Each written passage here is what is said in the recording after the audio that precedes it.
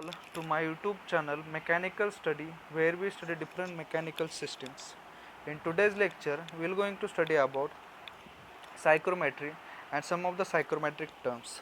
So basically, a psychrometry is a branch of science where we study properties of moist air. So basically, a moist air is the air which is surrounding to us and which consists a mixture of dry air and water vapor.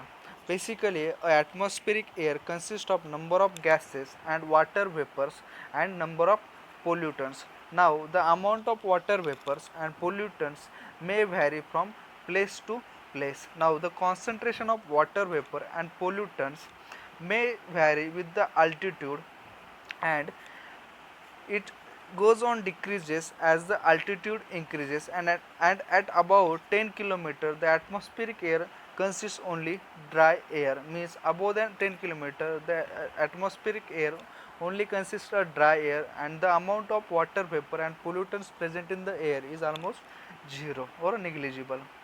Now, the what the term psychrometry in simply suggests us about the properties of air which is surrounding to us, and the air which is surrounding to us is also called as a atmospheric air or a mixture of dry air and water vapor, which is also called as a moisture. We will see it in a next slide. Here we can see what is dry air and atmospheric air. First of all, we will see what is atmospheric air. So atmospheric air, which is also called as a moist air, and it is a mixture of dry air and water vapor, or it is also called as a moisture. Now, dry air is that air where it contains different gases. As you all know that the air in surrounding to us contains number of gases like nitrogen, oxygen, helium, and many others. So basically, in psychrometry we just consider, in a dry air we just consider a percentage of nitrogen and oxygen. Now next term that we have to study is the saturated air. This is very important term. Now saturated air is that air at that particular temperature, means suppose air which is at a particular temperature will hold maximum amount of a water vapor in it. Means if the temperature of the air at that particular temperature where it will hold maximum amount of water vapors in it, and as the temperature suddenly drops, then the water vapor will condenses and it will fall on the surface. So basically saturated air is that air where it will hold maximum amount of moisture in it, and as the temperature fall down below than the saturation air temperature, then a condensation process will takes place where water vapor will be condenses and it will fall on the surfaces, and such type of conditions we generally see in a winter condition. Now, water vapor in air also plays an important role for human comfort. Therefore, it is important consideration in air conditioning applications. So in air conditioning applications, the water vapor that is generally present in the air from season to season may vary. That is, in a winter season, that is the amount of water vapor present in air are lesser as compared to the summer season. As in summer season, as you all know that the amount of water vapor present in the surrounding air is much more higher compared to a winter season. So for a human comfort, we need to have a certain range of temperature where human will feel comfortable along with the moisture content in the air. Now, water vapor present in the air behaves as if it existed alone and obeys the ideal gas relation, that is PV is equal to RT. Now, so basically from Dalton's law of partial pressure, as you all know that the Dalton's law of partial pressure is the statement of a Dalton's law of partial pressure, that is the total pressure exerted by any mixture is the sum of partial pressure exerted by the individual particles. So here, if I consider a moist air as a mixture of a dry air and water vapor, so total pressure exerted will be the atmospheric pressure.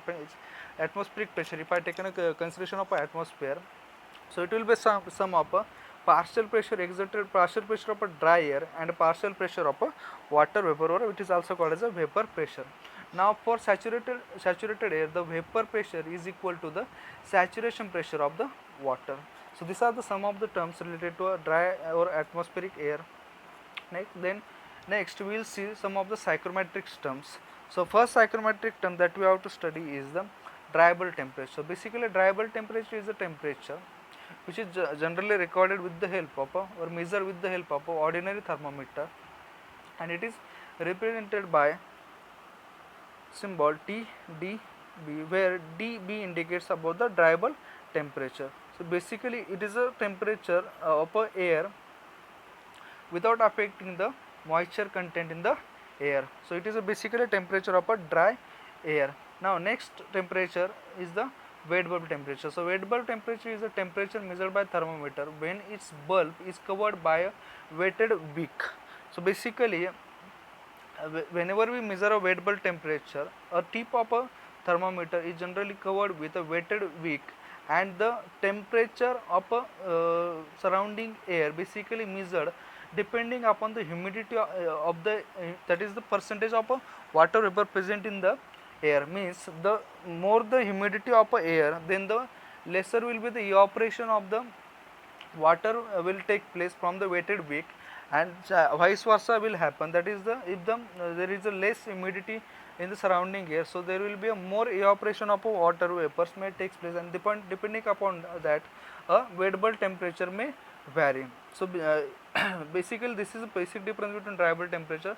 So dry bulb temperature generally measures the temperature of a surrounding air. In that just we just assume that the surrounding air is not affected with the water vapor. That is the temperature measure of the only dry air. And in wet bulb temperature we cover the tip of a thermometer with a weighted wick, and we measure the temperature, and the temperature will be depend upon the condition of air in the surrounding, that is the moisture present in the air in the surrounding. Now the difference between the wet bulb temperature and dry bulb temperature, rather I will say TdB and TWB, it is called as wet bulb depression. Wet bulb depression. So this is the difference which is called as wet bulb depression. The next term that we have to study is the relative humidity. Relative humidity is the humidity that is measured in percentage. So we measure the relative humidity of air in a percentage. So it is a ratio, basically a ratio of partial pressure of a water vapor in the mixture to the saturated partial pressure at the dry bulb temperature. So it is nothing but a ratio of partial pressure of a water vapor to the saturated air vapor pressure. So this is the ratio of PV to the PV. Yes. So it is also it can be represented also in terms of mass of water vapor that is in an unsaturated state to the mass of water vapor present in the air that is at the saturated state. So this is the mass of water vapor that is present in the unsaturated state. Unsaturated state means the water vapor or water vapor that is present in the air that is in a state of a superheated condition. That is in a condition of a superheated condition where the water vapor will be diffused in the air, and the MVS is the mass of water vapor that is corresponding to the saturated air condition. Means here the mass of water vapor present will be of maximum. The maximum amount of water vapor will be diffused in the surrounding air, and this MV is nothing but the amount of water vapor that is present in the air that is at the in the unsaturated condition. So next term that we have to study is the specific humidity. So specific humidity, that is generally measured or indicated by the term omega. It is also called as humidity ratio. Now it is a ratio of mass of water vapor. So in simple language, it is ratio of mass of water vapor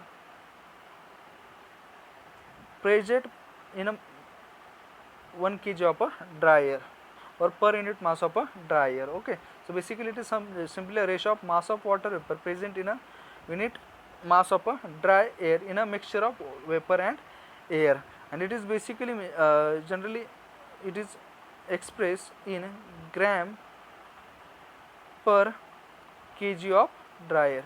Gram per kg of dry air. Here it plays very important role in a while we have to design a air conditioner for any room. Now specific apart from specific humidity, there is one term that is absolute humidity. So basically absolute humidity, in absolute humidity we measure the mass of water vapor per unit or per meter cube of a dry air, per meter cube of a dry air. So in a specific humidity we measure the mass of water vapor that is in that is in a kg per or gram per kg of a dry air, gram per kg of a dry air. But in case of absolute humidity we measure the mass of water vapor per meter cube of a dry air. Okay, so this will be the basic difference between the specific humidity and absolute humidity. I will not shown it on the your screen. So but you should know the difference between the specific humidity and absolute humidity. That is, the specific humidity deals with the per kg of a dry air or per unit mass of a dry air, and absolute humidity, that is the mass of water vapor that is present in a meter cube of a dry air. So this is the basic difference between these two terms. Now next term that you have to study is the dew point temperature. So this is very much important term. Okay, suppose I am taking an example of or I am drawing here a saturation curve. I am just drawing a saturation curve. Now I am considering this state 1, that is the air which is in an unsaturated condition. Now suppose I am decreasing the temperature of this air. So what happens, as the temperature of this air will decreases, the water vapor present in the air its temperature also decreases, and at one point, okay, so this point I am considering this as a 2 point.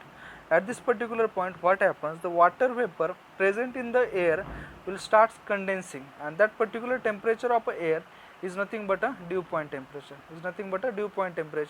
Okay, so basically dew point temperature is that temperature of air where first dew of a water vapor will take place, or a condensation of water vapor that is present in a dry air is taking place. That temperature is called as dew point temperature. Now a difference between dry bulb temperature, that is TDB minus TDP, is called as dew bulb or dew point depression. It is called as dew point depression or dew bulb depression. So this is the base. This is the definition of a dew bulb depression. That is, it is basically difference of dry bulb temperature of air and the dew point temperature of air. Now what is the dew point temperature? As I already told you, it is a temperature where the water vapor present in the air will start condensing. Now next term that you have to study is the specific enthalpy. Now specific enthalpy is a measure of total thermal energy in the moist air.